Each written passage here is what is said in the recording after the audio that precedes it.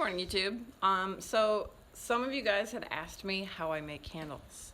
So I woke up this morning feeling like making some candles. I'm going to a friend's ritual later this evening, and I'm gonna bring candles because I'm a terrible cook.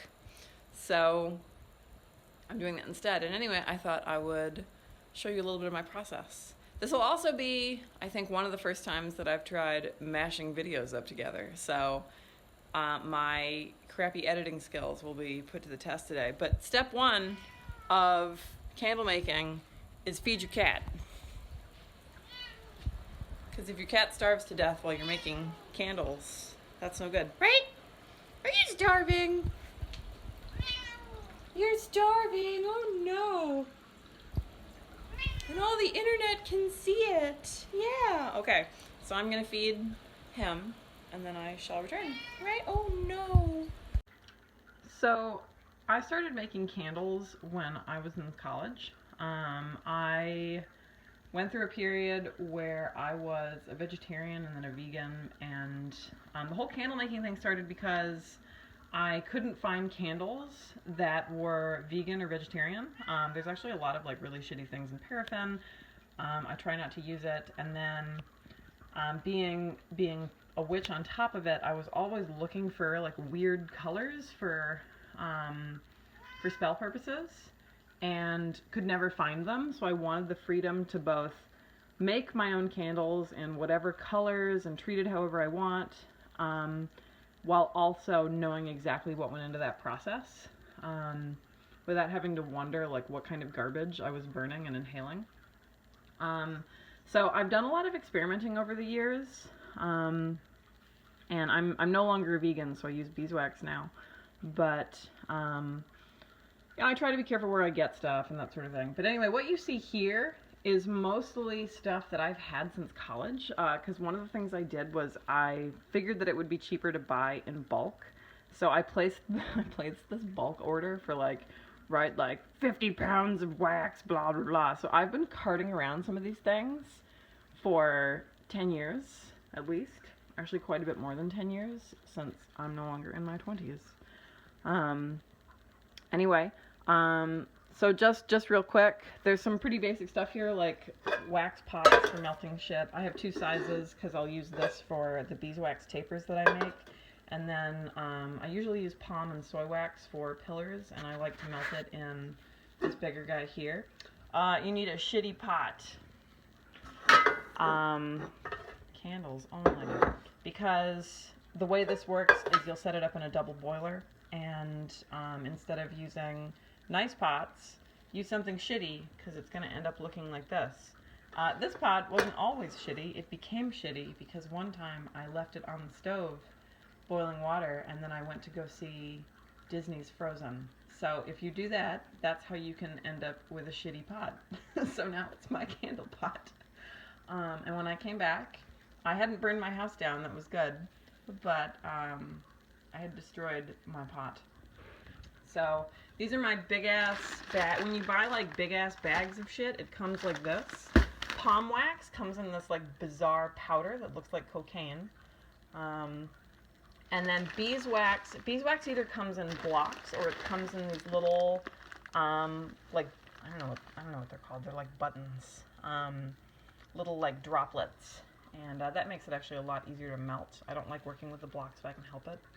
I always save leftover wax if I think I can reuse it, and if it wasn't for like use in some kind of nefarious witch thing. So anyway, I'm gonna make a green palm wax pillar. So that's some leftovers. And then these guys are made out of silicone. I've tried a lot of things I've had a bunch of different kinds of molds. These are my favorite for tapers. They're not cheap. I think they were, I don't know, they're like just under 20 bucks a pop, something like that. So not cheap, but they last forever, and they're super easy to use. I don't have to use like any kind of mold release or anything like that. They just pop right out in the shape that I want. I've dipped candles before. Dipping is like nice and romantic and can be really fun. If you're making a couple just for like a spell purpose, that's awesome. But if you're making candles like to store, like you're making a ton of them, dipping is crazy. Like, I'm also really bad at it. I'll show you some of my shitty dipped candles at some point. So I tried dipping for a while. I got rid of all of my dipping stuff. I gave them to a lovely friend who puts them to much greater use than I. I use aluminum molds for pillars just because that's fine. Soy wax and palm wax are terrible in silicone. They just like stick and crumble. But these are ideal for beeswax. So that's how all of my tapers are made. These are just for tying the wicks when the wax is hardening. And then this is what candle wicking comes in when you buy candle wicking. Again, it took a lot of experimenting. Choosing the right candle wick is actually kind of an art, because if you pick something that's too thick or burns too, like, I don't know, burns too different, all of your wax will melt at once and it won't burn evenly. If your wick is too small, the wax will just like melt over it and snuff your candle. So you have to kind of figure out like what's the wick made out of, what diameter candle am I making, all that good stuff. So this is how we start, and it doesn't take very long. I'll be melting some wax and then mixing some color. Color, I use kind of the specialized dye. I did a lot of research before I settled on dyes, and honestly, I can't even tell you what brand this is anymore because they're like, Jesus, they're like 15 years old. But they come in all kinds of colors. Again, like dye is probably the most expensive thing. So I acquired the dye slowly, but it's last an awful long time. This is my red color that I use for reds and pinks, and it's almost out. It might be out based on the sound of the bottle. But anyway, all right, let's do this. So while we're waiting for wax to melt, these are dipped candles. This is right like natural beeswax when we were outside dipping candles, and like the moon was blazing down in all of her glory and all that stuff, and look how nice they are. So these are mine. Mine look like tiny dicks. I don't even know how I did this, right? Like usually the wax gets blobby on the bottom. Mine got blobby on top. And they're tiny misshapen dicks, so that's good.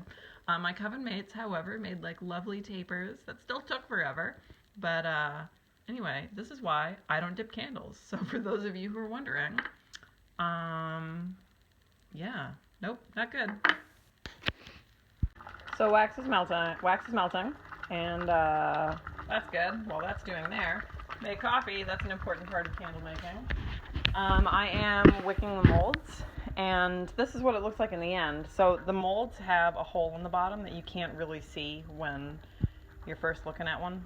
Well, that one does. It's got like a little nipple looking thing. You have to pull the wick through the mold and then tie it to some kind of something. You could really just use a pencil, but I have these chunks of metal. And it allows me to tighten the wick too as it's hardening, to keep things centered. I do not know how normal people wick candles. I use a guitar string. It's just a guitar string. It's just a high E folded in half. And I shoved it through the hole. There it is. I put the wicking through the hole, and then I pull it through just like I'm threading a needle. You could use any kind of wire, I guess.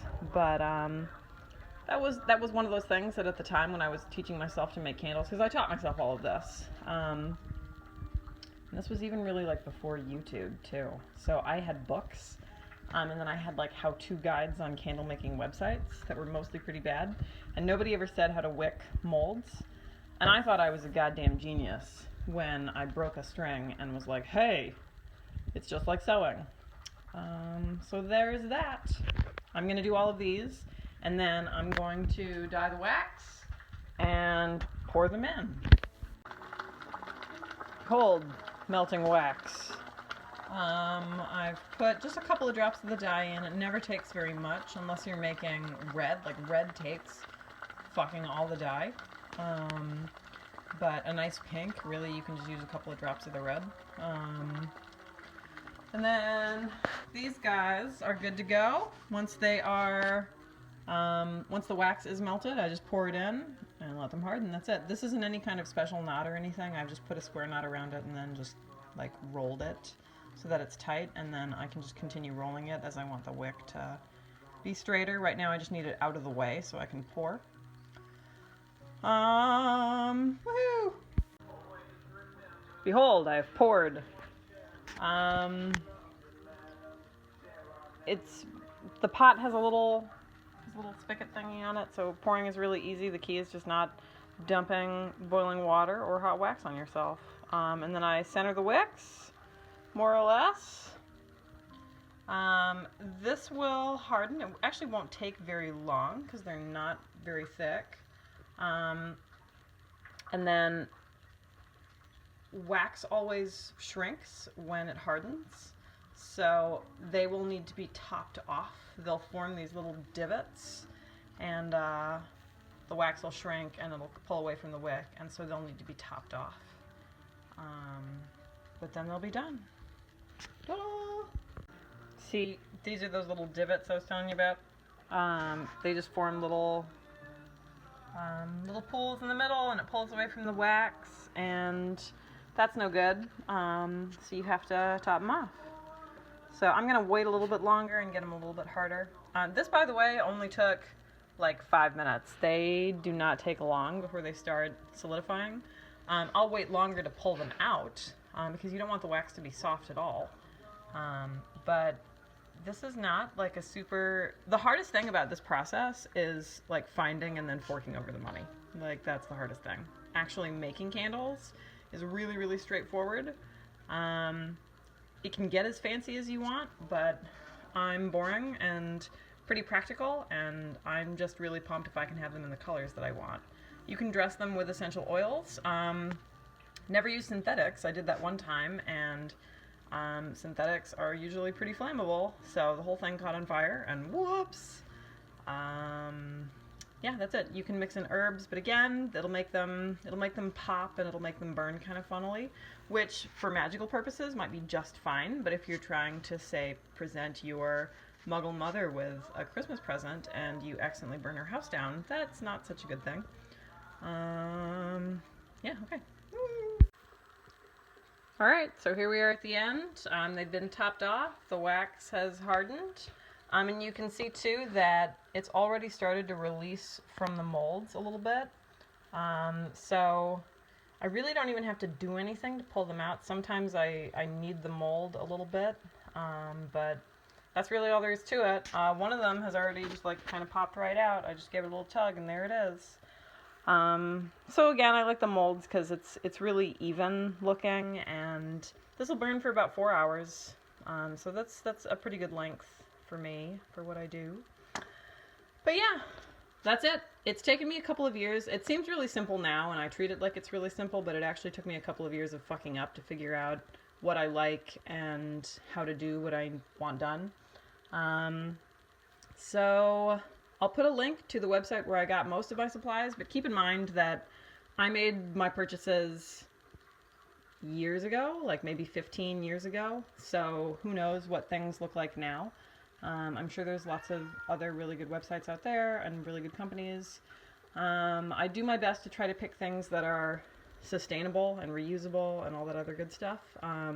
Just because there's...